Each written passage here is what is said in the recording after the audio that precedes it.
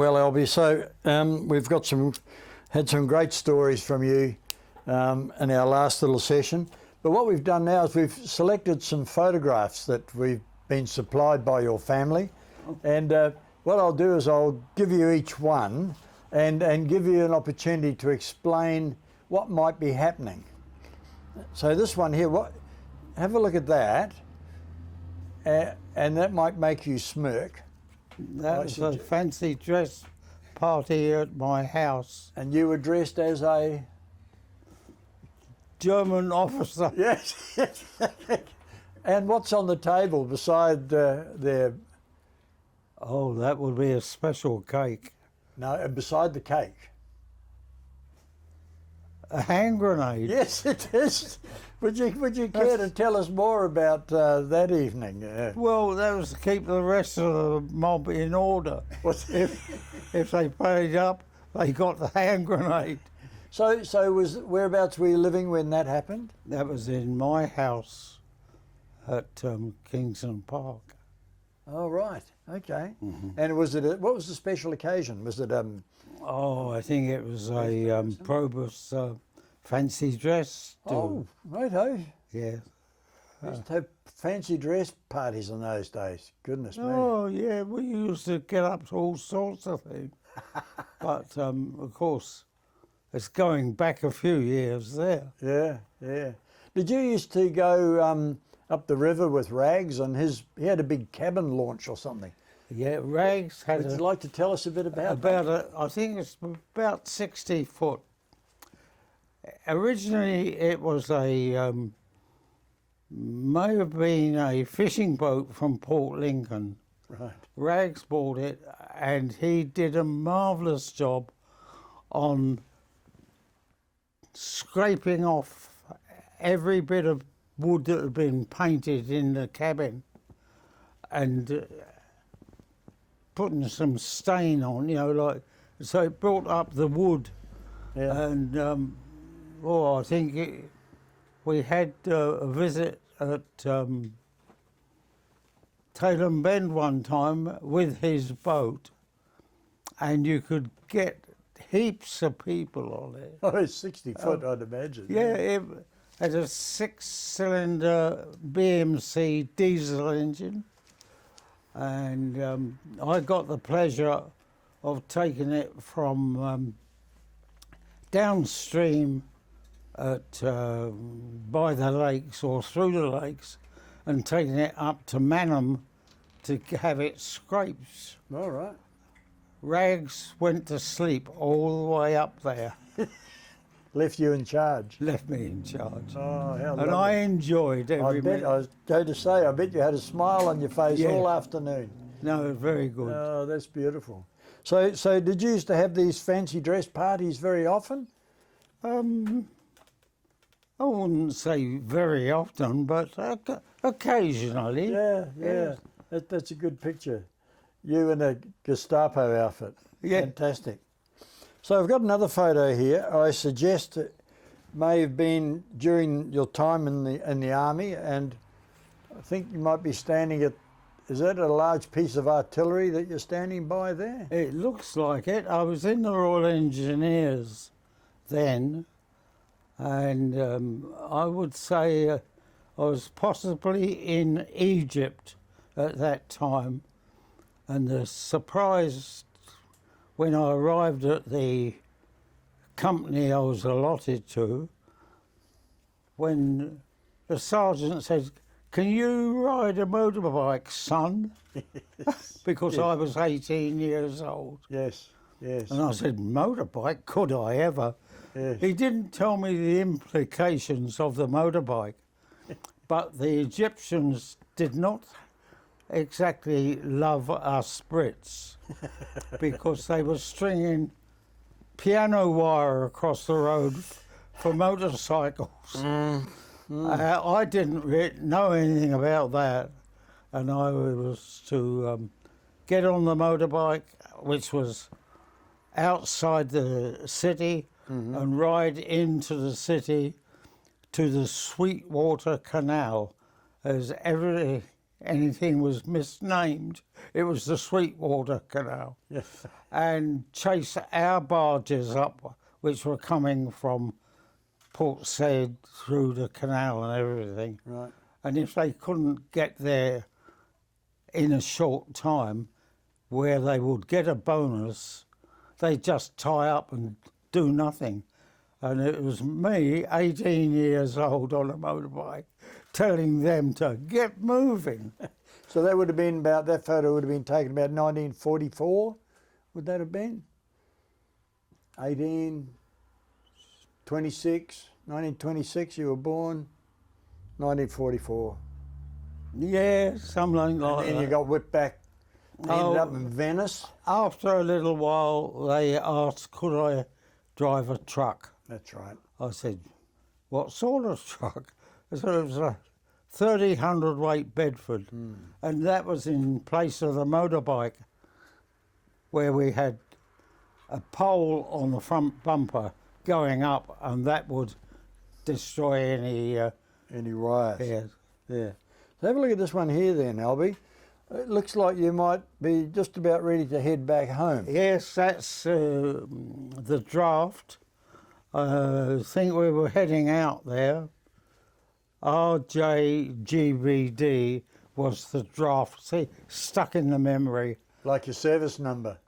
No, that was the draft number. I know, but, yeah, but it's like your service number. Yes. Once it's in your head, you never So forget. that was, well, there's me. That is actually. That's the one with Alby with a big arrow on it.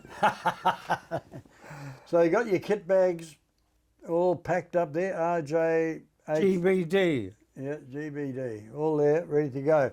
So were you flown back home, or did you go by road across from Well, the Venice? first time when I was sent back from Egypt, I flew back on a Sunderland flying boat. That's right. Took off from the Nile. I thought I was going on compassionate leave, but in actual fact, I was going to replace my father, who was in hospital. So that was where I thought I was on compassionate leave, but I was actually, in fact, I was released in a civilian occupation to Right. take his job, because there's nobody as good as him, only me. Only you. So when you got back home and went down on the river to take over your dad's job, how many staff did you have? I mean, there was Only a couple of only lads, a couple of lads. in the boat, Right. who would take wires from the ship to the buoy or whatever. And then did you wind the cables in onto the buoy, and that's what tied the boat up? Is that how it worked? Yes, well, my job was to shift the ships and put them in the dock. And I was allowed to be out of the army for 3 months whilst my father recovered. I think my father's health problems, apart from the fact that he smoked, was pressure. Okay. You'd get a convoy of ships, 60 ships would arrive in the Thames all at once, and you do one job, you do another job. Wow. And I swear that that's what happened to my father. So how did that work then, Alby? Like, say 60 ships come up the Thames. Yeah, Your dad and you were involved in parking them. Did someone give you a parking plan, or did you No, decide you- you'd tie this grey well, one up you against knew there? what ships were coming, Yeah, right, and you knew what berths they were to go into. right. And And most- did that depend on what they had inside them, what their cargo was? these were mainly Coal. coal, Right. bulk coal. And if you got one that had been to South Wales, you knew he had anthracite coal, very hot, smoke-free coal, whereas those that came from the northeast of England, they were power station coals, Right. and we'd put them alongside the power station, and ships which are known as flat irons that had a very low bridge, and the steamer's funnel would pull down and they would go under the bridges up to Wandsworth or Battersea Right. and discharge. Yeah. You know, it fascinates me, Alby. In this day, today we'd have a telephone or send a message or have email.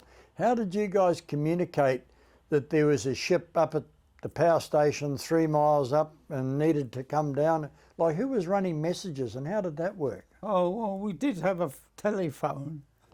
Bermondsey 2599 was our home number. Well done. Things that Yeah, yeah. What was the number on your letterbox? Well, the letterbox of the house was 14. There we go. But there was one day when Heinkel bombers flew up the river unobstructed by barrage balloons. All the barrage balloons were down. Ooh. They should have been up, they weren't. And these Heinkel bombers used the river as a road, as you might say. And they flew up and they dropped bombs. And I've got pictures of them taken from another Heinkel, and which eventually showed up at the British, call it the War Museum. Yes. And very interesting to say, well, that Heinkel is over my house and he's just dropped a couple of bombs. Oh, golly. And on one occasion, when they flew up the river, dropped bombs in the power station, didn't do any damage there. And then a bomb hit the coping wall of the naval store yard, took a lump out of the coping, didn't explode and shot off into the river. Now, 6 months later, my father was on a ship and they were heaving up to go into the dock. And the mate shines, the first mate that is, in the bow of the ship, shouts out to the bridge, "Pilot, we've got an anchor." No, we've got a bomb on the anchor. Oh, ah. And there's the anchor with the bomb Sitting across it. It was the one that had missed us and shot into the river. So the old fellow says, "Lower away gently." And they paid out the full length of the ship's anchor chain. And in the meantime, on the radio, to defensively equipped merchant ships who came along, and from our bearing, you know, where the ship and the anchor chain are, they found that bomb first go, picked it up and took it down the river to explode it. So your dad's work hours were pretty much regulated by the tides? Oh, definitely. Yeah. Yes, you never knew when you had a day off, shall I say. Yeah, yeah. Because the ships used to come, 60 ships would arrive in the Thames at once. Wow. And then you'd be sorted out perhaps to pilot 2 or 3 of those. And then just when you think you're finished, they're ready to go out again. And so you pilot them down the river again. So who gave you your instructions about what ships to move? Was there a central control place that had charts and maps and well, there was a place, Tilbury 20. That's the phone number. Is that the phone number? Phone number. Tilbury 20. And that's down well down the river, 26 miles from London Bridge, down the river, is the signal station. They would sit and they would phone my home to say so-and-so's passed in. And you knew it took 2 hours steaming to get where you took over. Right. And you knew where the various ships had to go, and you sorted out putting them in the, either on the buoys, 3 abreast, even 5 abreast ships moored both ends. Very dodgy. And you get the harbour master come along and say, we'd like you to get rid of 2 of those ships. 3 was normally the maximum on one mooring. And how many times did you have 5 on the mooring and you had to get the inner one out? So you'd had to untie 4. We did that. Yeah. There would be 5 ships in those occasions, and we'd have to get the middle ship out. Yes. And so it's moored both ends on mooring wires to the buoys. And so at low water, we'd generally slack those off. And when I say prise the ships apart, let them go apart a bit, and then we'd back up through trying not to do any damage doing it. And we'd go over the top of the wires on the aft end. And yeah. Earlier on, you told us a story about the fellow that was supposed to come on board and keep watch, and you found him on the buoy in the nude in the early hours of the morning. Did you ever fall over off the ship and into the Thames? I did when I was 16, in my first year after school. It was in January. Winter. Yeah, snow and ice in the launch, and I stepped off the launch to go onto the buoy with the ship's wire and a shackle. And I stepped alongside the buoy. I didn't get on the buoy. And the mate is busy shouting out to my father, "Pilot, your lad's overboard." And so my father was a very strong swimmer. He had saved a woman from the sea when he was on a ship going into the dock. And at a lock, there's turbulent water when they're locking down. They're lowering the level of the lock.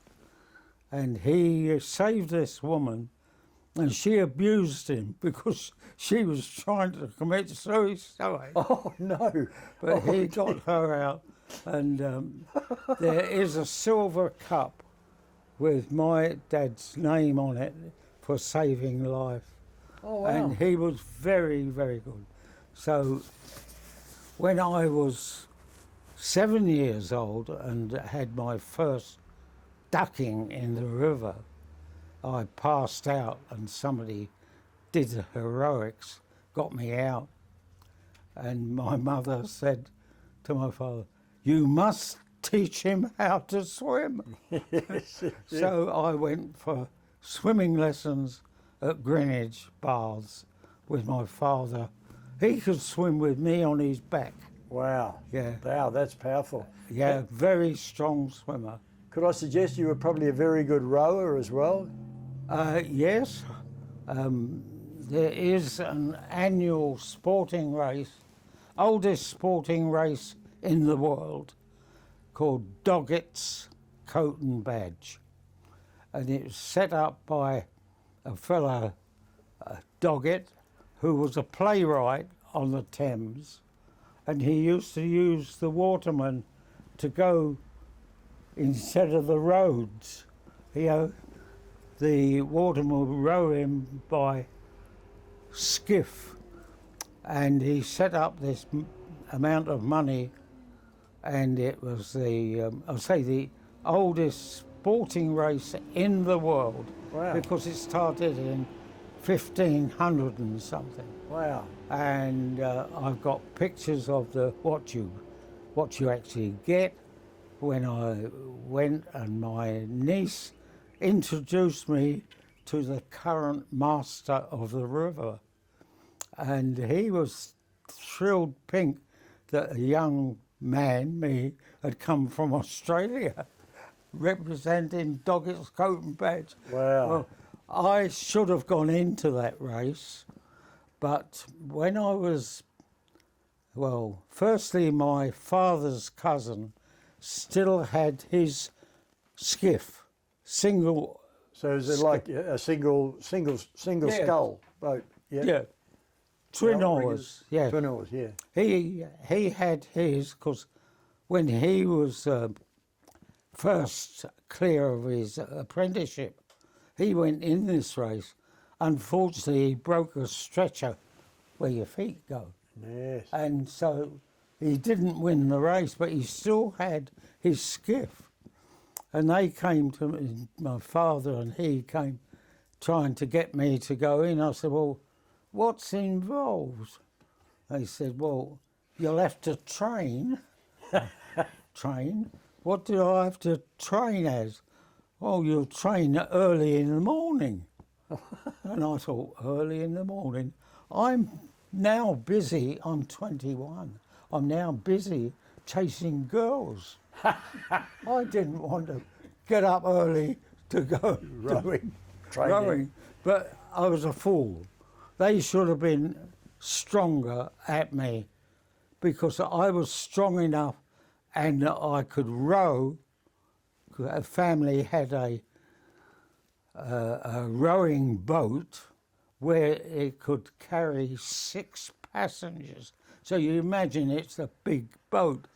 And I used to have to row that skiff against the tide.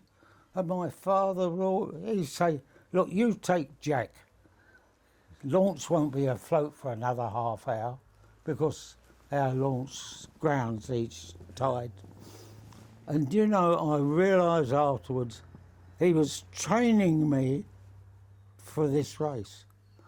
And he would always arrive where we were going to be mooring a ship, unmooring a ship or whatever. He would always arrive about the same time as me, and I'd row like hell to get there before him. So you never made the race? You never got... I never made the race. I should have. Yeah. I think I was strong enough, knew enough about the river. It's from London Bridge to Putney. Okay. And you go on the top of the tide, under the bridges, you know. Yeah. But that's an opportunity which I missed. Have a look at this photo, Alby. We'll wind the clock forward a bit. It's 1975. So, and again, it looks like another one of your shenanigans there, a fancy dress party or something. Tell us the story and some of the people in the photo, if you can remember. Well, there's me. Okay, on the right-hand side. That's Wonder Sets. Perhaps his name was Wonder Sets. And this was a lodge thing. Ah, rightio. A social club. Was it Masonic Lodge? Yeah. Righto. And it's one of the things where I used to hire four houseboats the last week of March every year and go up the river with 4 houseboats booked. And you had to be careful who you put with who. I bet. But, one woman who's very good, every lock we went into up the river, she'd do pancakes with sugar and lemon for me, even if she wasn't on my boat. She'd run along the quay at the lock with Alby's pancakes. Now we all know, Alby, that you're very involved with the hockey club, the Adelaide Hockey Club. Yes. And we know that your daughter Susan's a very active member, but more importantly, you are the #1 ticket holder for the Adelaide Hockey Club. Yes. So let's wind back. How did you get involved in the hockey club? Was it through Susan, or did you have another passing interest? No, basically through Susan. Susan's been a hockey player more or less her adult life. And different to my elder daughter, who's definitely not a sportsman, but she's a very good horse person, Right. the elder one. Right. But Susan, I used to help at their matches when they played at Goodwood on grass. I would look after the kids. I would teach the kids how to hold a hockey stick, how to play the game, and I would have probably 15 or 20 kids to look after whilst the parents played hockey. Yeah. Oh, that's lovely. And did you ever get involved in the committees and all that sort of stuff, or were you that peripheral? Well, in Mangambia, I was on more committees than enough. Yes. I was in charge of 2 formations of Probus clubs. So when my neighbour in Adelaide asked me to join the Rotary Club, I said, no, I've had enough Rotary. Yes. Yeah. But he then came back and said they were forming a Probus Club. Would I be interested? I said, yeah. And that's how that the started. Probus Club started. Yeah. Oh, that's lovely. Let's get back to Mount Gambier just for a bit. The Iveco dealership, or the International Harvester dealership you had. When we spoke about it previously, you didn't give me an idea of how large it was. So how many staff did you? You must have had a workshop. You must have had a spare parts. We had the best spare parts in Australia, because I had the best man running the spare parts. Jack Kelly, a former AFL player in Melbourne, and Jack ran a good business. But he was in charge of parts, and he had a friend in Melbourne in the parts department, so that when Jack ordered parts, they got attended to.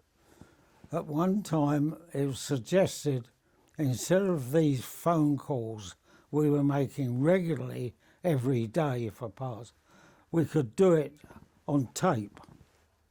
Well, that was a good idea, and so we tried it a couple of times. But the thing was, we'd have a list of parts and the girl would type it up, feed it through the machine. But when it got to Melbourne, it just got covered by other things. Oh, And so we had to abandon that idea and go back to, the telephone. yes, telephone. Yeah. So how many years was it that you had that dealership? 22. Oh, wow. Yeah, right. I was in Mangambia 22 years. I had workshop manager, foreman, 2 on that side, 3 about 10 in a workshop. Good size. Yeah.